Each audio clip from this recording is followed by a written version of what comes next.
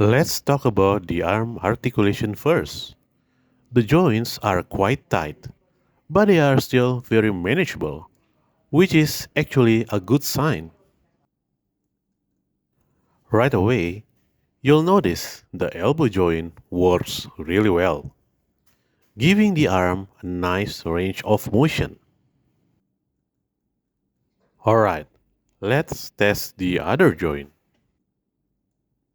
You can lift the arm up like this. It's easy to control and feels solid, so finding the perfect pose should not be a problem at all. Definitely a nice touch for everyone who love experimenting with different action poses. Not only that, you can also swing it out to the side and even spot the joint doing all the hard work.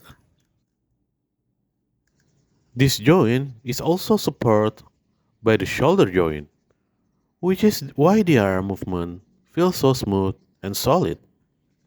They work together really well to make posing easy and satisfying. So this is the maximum range when you swing the arm out to the side. It's pretty decent and give you plenty of room for dynamic pose. Alright, let's check the shoulder joint. It moves up and down really smoothly. You can also move it to the forward and backward, giving the figure even more flexibility. The shoulder joint also has really decent quality. It's not too tight and not too loose, just the right balance. Make it easy to pose. Actually, there is another part you can rotate.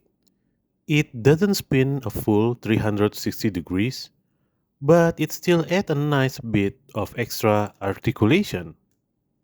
It's a small feature, but it definitely helps when you're trying to fine tune a pose. Pretty cool if you ask me.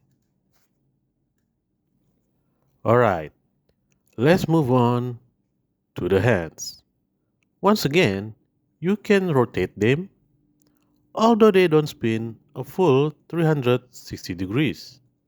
Even so, the range of motion is more than enough for most poses, and the joint works really well. It's smooth, feels solid, and make it easy to get the hands into just the right position. Next up is the head articulation. You can turn it to the left and right with no problem, which is great for giving the figure a bit more personality. As for looking up and down, the range is pretty limited. It can move just a little bit, but don't expect any dramatic upward or downward poses. Still, it's enough for some subtle adjustment and natural looking display. Now let's talk about the chest or the upper body. You can actually rotate it to the left and right, and I'd say it works really well. The movement is smooth and gives the figure a more natural twist, which is really helps when you are creating dynamic action pose. It's a simple join, but it definitely makes a difference. Oh yeah, one more thing. You can also pull the upper body up and push it down without any problems. The movement is nice and smooth, and it really helps when you are adjusting the figure balance. Alright, time to check out the legs. They have a similar joint setup to the arms, so they are pretty easy to pose. The only downside is that the long pants seems to limit the range of motion a little. I guess even action figure can escape the struggle of wearing tight pants. Regardless, The knee joints are surprisingly strong, so you won't have to worry about the figure collapsing when you put in action pose. As for the feet, you can rotate them to the left and right without any trouble. They also help a lot when it comes to balancing the figure, especially if you're going for more dynamic or one leg pose. It's a small feature, but it makes posing much easier and the figure feels a lot more stable. The left leg has the same great joint quality as the right one, so you get a consistent experience on both sides. And by the way, both legs can move forward and backward really well, giving you plenty of freedom to create all kinds of action poses. Whether it's a walking stance, a running pose, or an epic battle scene, these legs are definitely up for the job. The lower legs can also rotate to the left and right, and this works on both legs. It's another handy articulation point that gives you a bit more freedom when posing. More importantly, it helps improve the figure's stability, making it easier to fine tune the stance and keep those action poses looking solid. You can also rotate the upper leg, and it's actually even easier to adjust than the lower leg. If you ask me, this is the better joint to use when you are fine tuning a pose. It gives you more flexibility. Now for the right arm, the articulation is basically the same as the left one. The only difference is that it's covered by armor on the shoulders and the lower arm, so moving it can feel a little more challenging at first. The good news is that the armor is made from a fairly flexible material, so it bends just enough to stay out of the way. Once you get used to it, posing the right arm is still pretty easy and doesn't feel restrictive. Hear that sound? Yep, that's the sound every collector loves to hear. It tells you the joints are nice and tight, which usually means they hold poses really well. There's just something so satisfying about that solid, crispy click. It's one of those little details that give you extra confidence every time you move the figure. Alright, guys, I think that's enough about the joints and articulation. Overall, they did a really solid job, and these figures give you plenty of freedom to create some awesome pose. Now it's time for my favorite part. Let's move on and check out all the amazing details that really bring this figure to life. Let's go! Alright, guys, now for the details. The facial details are fantastic. The eyes are sharp, the fangs look fierce, and the beard is nicely sculpted. Everything comes together to give the figure a powerful and intimidating look. Just look at those horns. They feel as solid as the fangs, giving the whole head sculpt a really durable look. The paint job is absolutely top notch. Just look at how realistic it is. The shading adds so much depth and brings out every little sculpt detail, making the figure look even more alive. And don't miss the belt. It has an awesome Oni symbol sculpt right into it, and it looks absolutely beautiful. You also find another Oni symbol on his arm, which is a really cool touch. It reinforces the character identity and makes the whole design feel even more authentic. The carving is incredibly sophisticated, yet the Oni face is still crystal clear. The right arm has a simpler design, but don't let that fool you. The full wrap around it is a really cool detail, and it almost feels like it's part of Shuten Douji himself rather than just another piece of clothing or armor. It gives the figure a more savage, mythical vibe, and I really like that.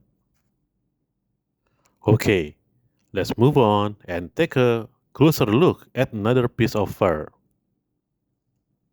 Wow, the fur looks amazingly realistic.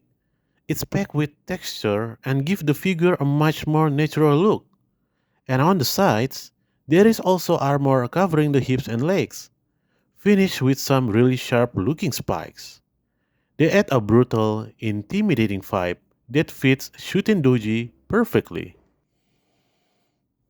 As for the pants, I think they are made from synthetic leather. These traditional greaves are awesome. The design looks classic and battle ready, and the little gold ornaments attached to them are a fantastic touch. These wooden sandals are such a cool detail. They add a nice traditional touch to the figure. And let's be honest, fighting in wooden sandals doesn't sound like the easiest thing in the world. Yet Shuten Doji is out here looking like it's just another Tuesday. Respect. Alright, let's turn this big guy around and check out the back. There's still plenty of awesome detail waiting for us. So I believe this is what is called a sword strap or a baldric. It's a really cool piece of equipment because it doesn't just carry his sword, it also holds Shuten Doji battle banners on his back. Alright, friends, I think that's everything when it comes to the details. And wow, this figure is seriously packed with incredible craftsmanship from head to toe. But wait, we're not done yet. There is still one more section we have to check out, the accessories.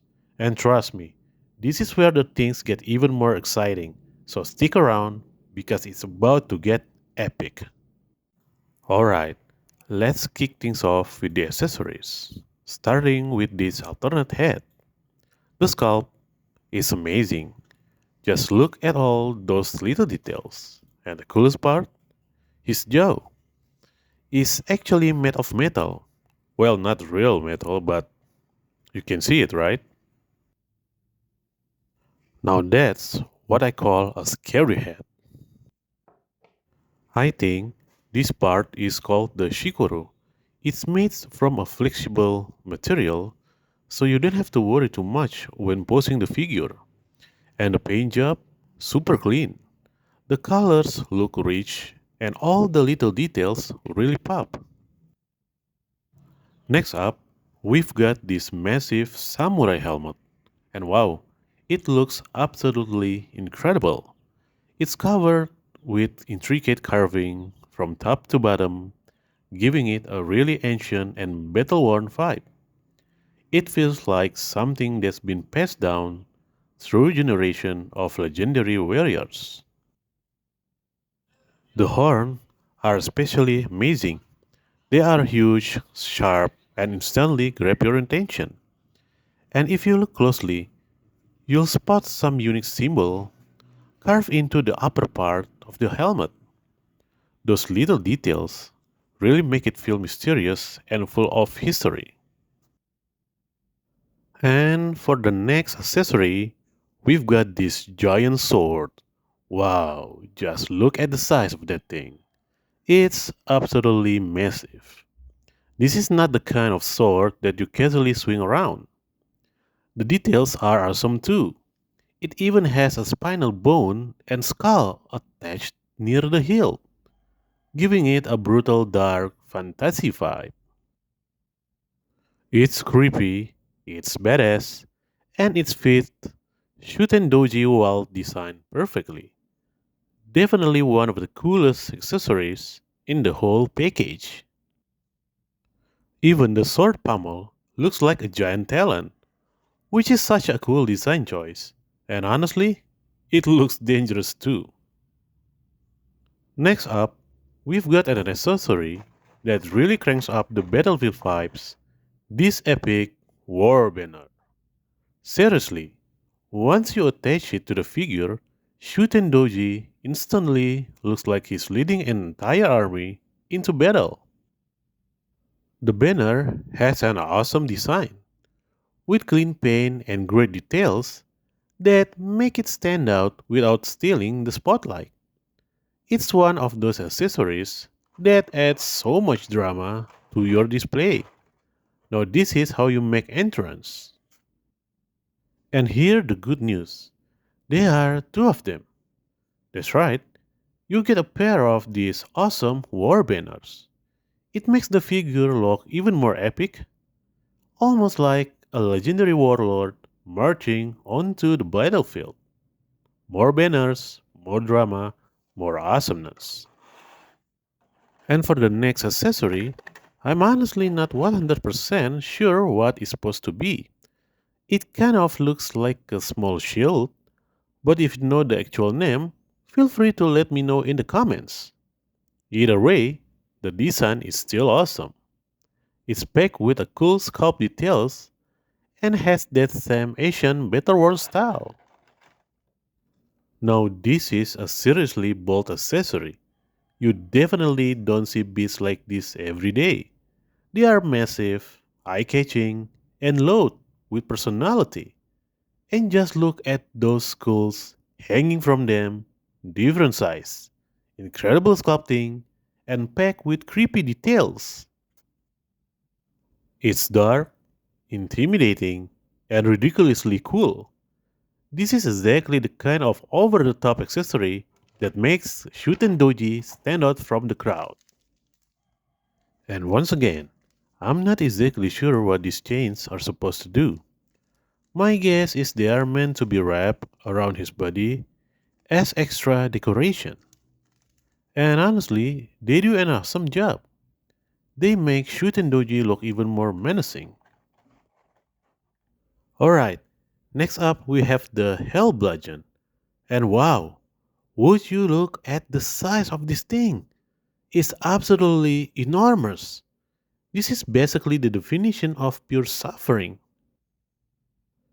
There are spikes everywhere. Seriously, no matter where you grab it, you are probably having a bad day. The sculpt is insanely detailed, and it looks heavy enough to crush just about anything in its path. Alright, guys, now it's time to check out the hand accessories. This figure comes with a several different hand options. You've got the normal hands, pointing hands, grabbing hands, weapon holding hands for all those awesome weapons, and of course, the classic fist when it's time to throw down. With all these hand options, you've got plenty of ways to pose Shoten Doji exactly how you want. Whether he's standing proudly, challenging an enemy, or about to start an all out battle, there is a pair of hands ready for the job. Alright, comrades, I think that wraps up today's review. I just want to say a huge thank to every single one of you for watching. I really appreciate all the support you've given to the channel. It truly means a lot. If you enjoyed this review, don't forget to hit that subscribe button, leave a like, and feel free to drop a comment below. Whether it's about this figure, other collectibles, or just something fun you want to chat about, I love to hear from you. Thanks again, and see you next time.